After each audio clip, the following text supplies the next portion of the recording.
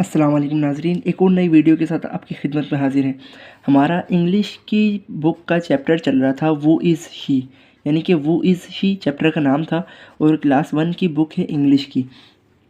उसके आगे हमारे पास थोड़ी सी ग्रामर आ रही है, तो ग्रामर भी देख लेते हैं हाथ के हाथ। ग्रामर छोटी सी है, यानी कि 2 पेज की ग्रामर है। इस वीडियो में हम ग्रामर देखने वाले हैं, ठीक है। तो क्या लिखा हुआ है यहाँ पर, fill in the blanks with a and an, यानी कि हमें फिलिंग द ब्लैंक्स फिल करनी है आ के साथ और एन के साथ, यानी कि हमें पता लगाना है कि आ कहाँ लिखना है और एन कहाँ लिखना है। तो यहाँ पर देखें, हमने एक हमने कानून पढ़ा था कि कोई भी अगर वॉवेल वर्ड आएगा तो उससे पहले हम एन लगाएंगे, ठीक है। और अगर कांस्टेंट आएगा तो उससे पहले हम आ लगाएंगे, यानी कि सिर्फ ए लगाएंगे। तो यहाँ पर देखें, सारा इज़ डैश गर्ल। अब गर्ल का जो पहला वर्ड है वो है जी, यानी कि जी क्या है, कांस्टेंट है, वोवेल नहीं है। वोवेल क्या होते हैं, A E I O you. अगर इनमें से कोई वर्ड आए तो वो वोवेल कहलाएगा, और उसके अलावा जो वर्ड होते हैं वो होते हैं कांस्टेंट। तो जी जो है वो कांस्टेंट है, तो इससे पहले हम आ लगाएंगे, ठीक है। सारा इज़ आ गर्ल, ठीक है, गर्ल मीन लड़की, सारा एक लड़की है। अब देखें दूसरा फिलिंग द ब्लैंक्स है, ही हैज़ डैश अम्ब्रेला।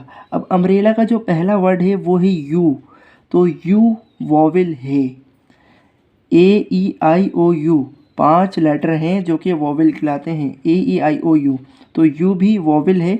तो हम इससे पहले हम लगाएंगे an, A N an. He has an umbrella, उसके पास एक अम्ब्रेला यानी कि छतरी है। अब देखें तीसरा फिलिंग द ब्लैंक्स है, dash aeroplane flies in the air. अब देखें एरोप्लेन का जो पहला वर्ड है वो है ए, और ए क्या है, ए वॉवेल है, तो इससे पहले हम एन लगाएंगे, ए एन एन, ठीक है। अब देखें चौथा filling the blanks, it is dash apple. Apple का भी जो पहला वर्ड है वो है वॉवेल, तो हम यहाँ पर भी एन लगाएंगे, ठीक है। अब देखिए पांचवा फिलिंग द ब्लैंक्स है, this is dash book of English, यानी कि बुक का जो पहला वर्ड है वो है कांस्टेंट, वॉवेल नहीं है, तो हम यहाँ पर आ लगाएंगे, ठीक है। This is a book of English, यानी कि ये एक इंग्लिश की किताब है। उसके नीचे अगर आप देखेंगे तो यहाँ पर लिखा हुआ जेंडर, और इसको ये वाली लाइन को अभी रहने दें।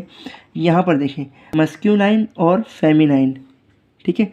मस्क्यूलाइन का मतलब क्या होता है, नर, जैसे कि नर मादा की जोड़ी होती है ना, वैसी है ये। मस्क्यूलाइन नर और फेमिनाइन मादा, ठीक है।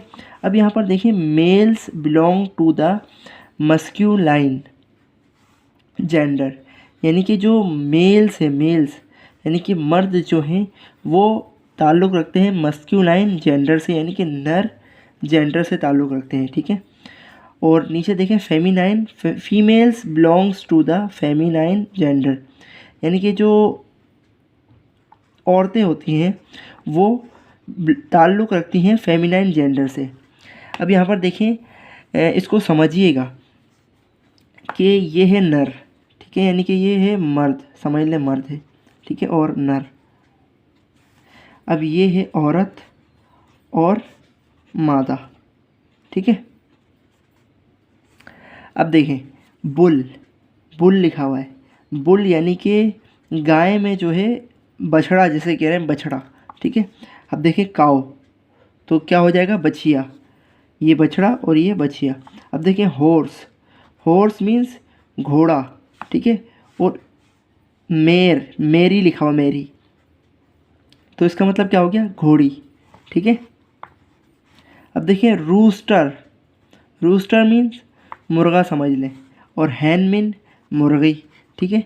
यानी कि हमें बताया जा रहा है कि वो मुज़क्कर मुअन्नस समझाया जा रहा है। उर्दू में अगर हम यूँ कहें कि मुज़क्कर मुअन्नस समझाया जा रहा है, यहाँ पर नर की बात हो रही है और यहाँ पर मादा की बात हो रही है।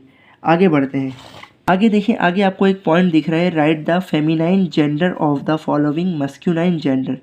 इसका मतलब ये है कि हमें यहाँ पर बताया जा रहा है कि यहाँ पर जो खाली बॉक्स है यहाँ पर आपको फेमिनाइन जेंडर लिखने हैं, यानी कि इसके मादा जेंडर लिखनी है। जैसे कि यहाँ पर लिखा हुआ है बॉय, बॉय का मतलब क्या होता है, लड़का, तो हम यहाँ पर क्या लिखेंगे, लड़की। तो लड़की की इंग्लिश क्या होती है, गर्ल, GIRL, गर्ल, ठीक है।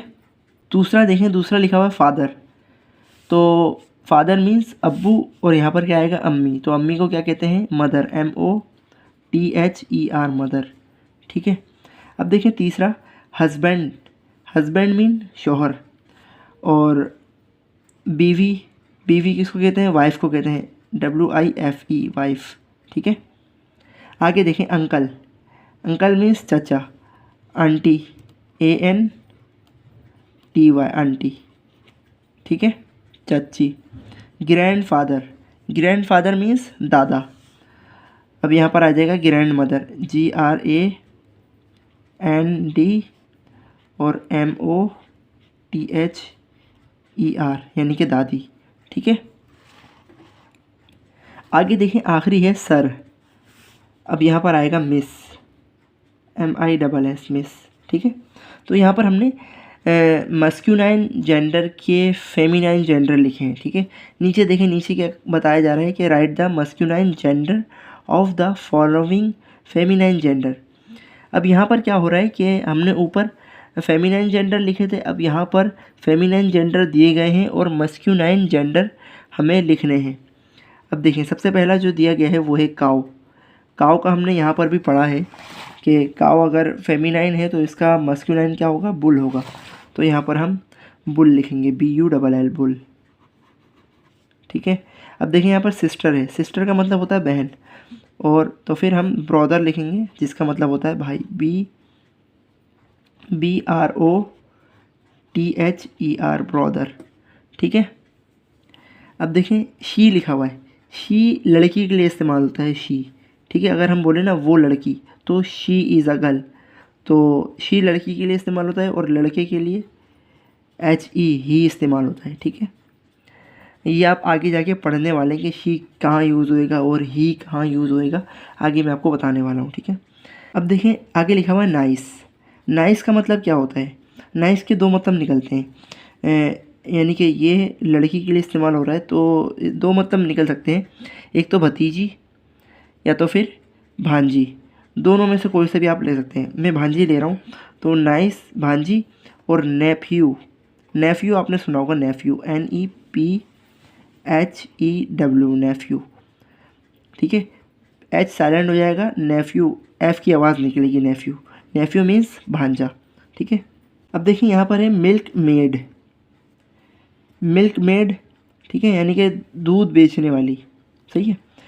और इसका मस्क्यूलाइन क्या होगा, मिल्क मैन, MIL के मिल्क, MAN, मैन, ठीक है।